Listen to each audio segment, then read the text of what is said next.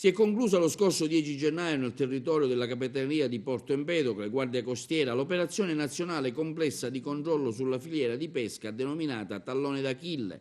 coordinata dalla Direzione Marittima di Palermo e svoltasi in 3 fasi a partire dallo scorso 30 novembre. I controlli si sono svolti sia nei punti di sbarco lungo la costa che nell'entroterra agrigentino, hanno riguardato l'intera filiera, mercati, centri di distribuzione, pescherie, mense aziendali, ristoranti, mezzi di trasporto dei prodotti ittici e sono stati rivolti alla tutela del consumatore, frodi in commercio, pubblicità ingannevole, tracciabilità, etichettatura e rintracciabilità,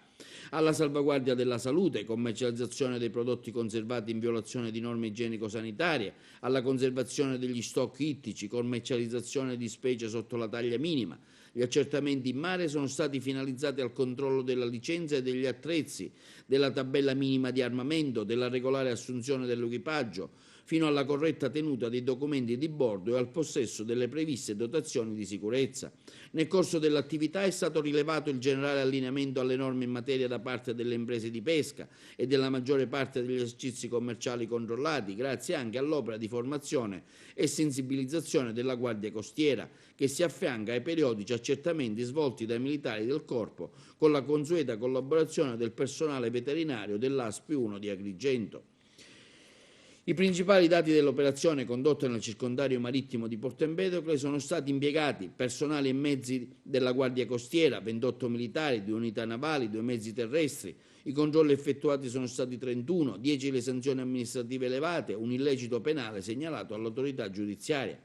Circa 30 sono stati i chilogrammi di prodotti ittici sequestrati e distrutti a norma di legge dopo le verifiche del personale veterinario dell'ASP. In particolare 7 sanzioni amministrative per violazione delle norme in tema di tracciabilità